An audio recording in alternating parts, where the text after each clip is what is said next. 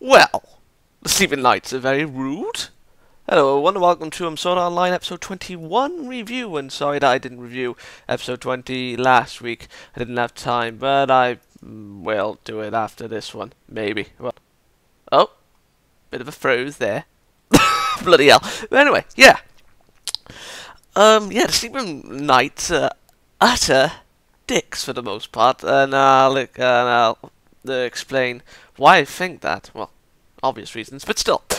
The episode began from where episode 20 left off, Kirito, coming in and defending Asuna and the Sleeping Knights. And then I was just like, oh, there's no way he's going to take them on. But then when, the mages were shooting them and shooting him with the illusion weapons, and then he just deflected them with ease. And then he just said, a certain type of bullets are faster than that. And I was just like, oh, so he's using his Gun Gale Online skills. The lightsaber is still flowing through him. But yeah, and Klein, came in, my man, Klein, my main man.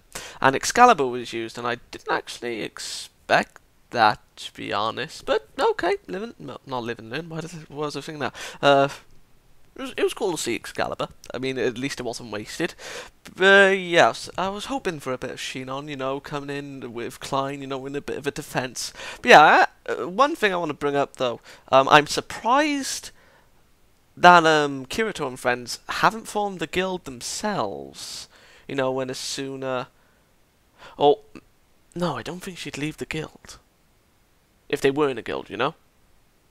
So yeah, that kind of boggles my mind a little bit, because from the way, the interactions and all that, they seemed like they were in a guild to begin with. But that aside, Klein and Kirito were versing the fodder characters, I'll just say.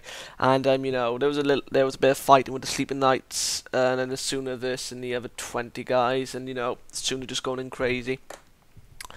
And my god, she is overpowered, the Berserker healer, Berserker! She's that servant. That'd be cool. But yeah, the fight itself, was actually pretty awesome and intense for the most part. I was like, oh my god, are they going to lose? Because I had a funny feeling that they were going to lose. And, they would have to find another boss, I didn't expect it to succeed. So yeah, I am surprised, but it was a fitting success. I mean, how many weeks are left? 3 weeks. Jesus Christ, it's been a long run. Yeah, what was I saying? Ah, yeah. They were fighting the boss, two-headed boss. And that guy was disarmed, and then it hit the jewel, and then as soon as hang on, what's going on there? And then flashback to the tank mentioning that random defense thing. And to be perfectly honest, if the defense thing was was the boss's instincts to its defense mechanism for the jewel itself, how did they hit it in the first place if they weren't using magic? Because they're all lower ranged combat types. I mean, they obviously didn't.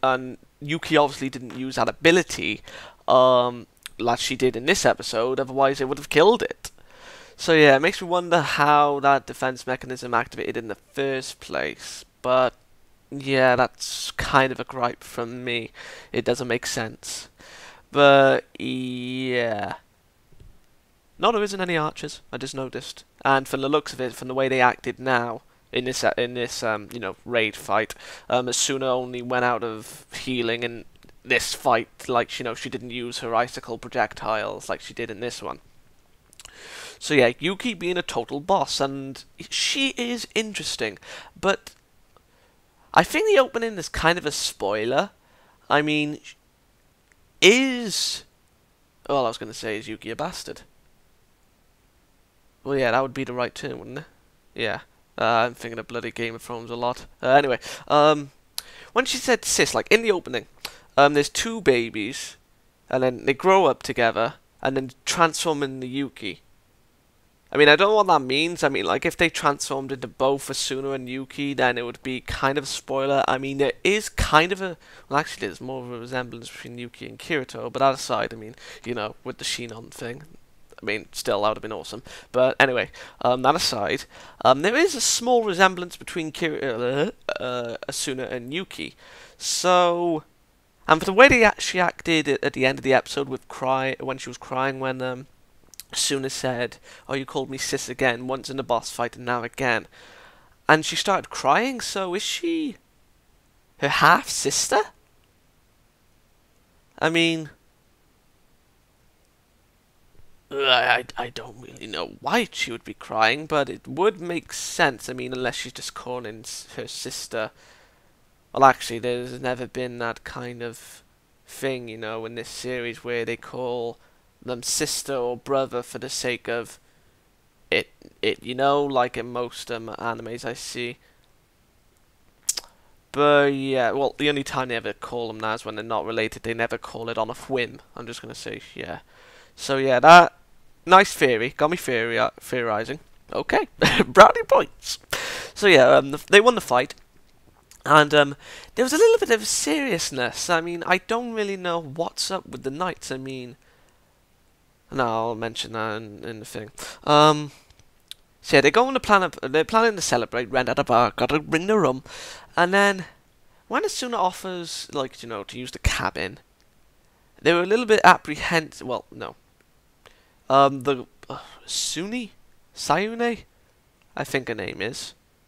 The healer of the Sleeping Knights, was a little bit apprehensive, and I don't really know why. I mean, we didn't pan into the other expressions of the other members besides obviously Yuuki and her, which got me theorizing again.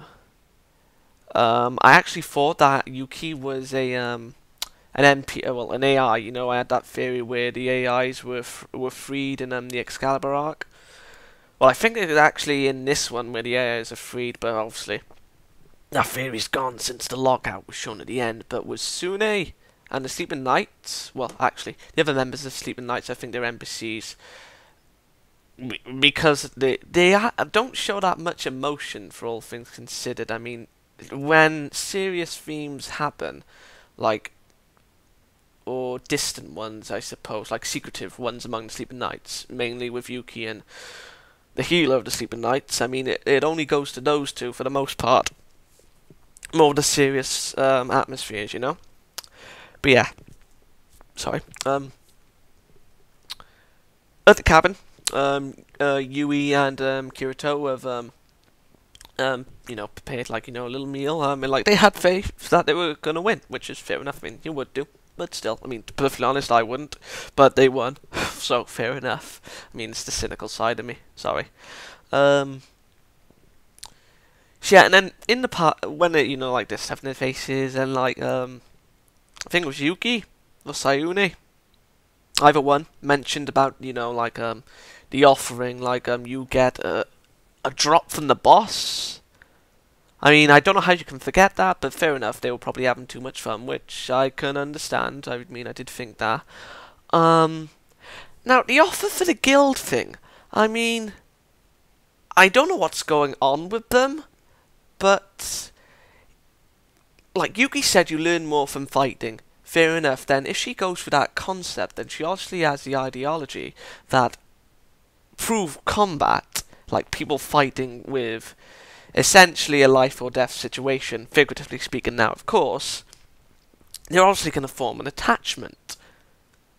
And, yeah, again, the bafflement with Kirito and friends not having a guild, but that aside, she would want to join them if she's having that much fun. I mean, she found the strength that she was looking for, the strength that she had in Sword Art Online when she was a member of the Knight of the Blood Oath. And, yeah, them... No, well, actually, it wasn't them. It was just... Yeah, again, it was just... I might be right about that, because that is a kind of a serious and awkward atmosphere. It was just Sayune and Yuuki that I was focused on. Could be wrong, but still. Ooh, well, I was right about Death Gun, for the most part, of course. But yeah, they say no, and Asuna, she probably felt a little bit hurt. I mean, I'm not surprised if she was. I mean, Yeah, essentially this would have been her second guild. So instead she decides to take them to the monument, and again, they see the names, and Asuna's name looked very lonely. I mean, like, you have the knights, well, actually, she wasn't a member of the guild to begin with, but still, it just looked lonely with, like, the Sleeping Knights insignia, and then just Asuna on a lonesome. So, yeah, that was a little bit sad. But yeah, and then the friends have a picture together, and then I suppose that if it's like they disband,